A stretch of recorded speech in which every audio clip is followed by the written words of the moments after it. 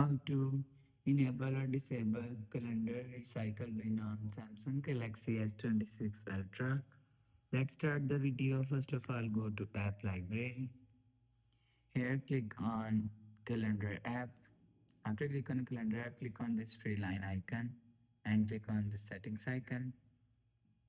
Now in calendar settings, scroll down and click on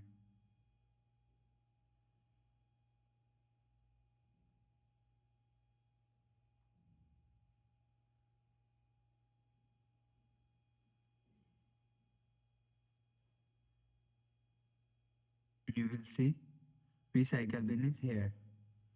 If you want to disable recycle bin, so turn off trash.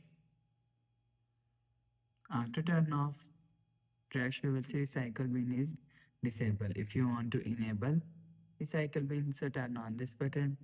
After turn on this button, you will see trash is recycle bin is enabled.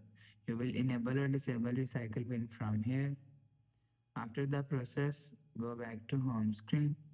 So that's how you can enable or disable calendar cycle bin on Samsung Galaxy S26 Ultra. If you like the video, please subscribe. Thanks for watching.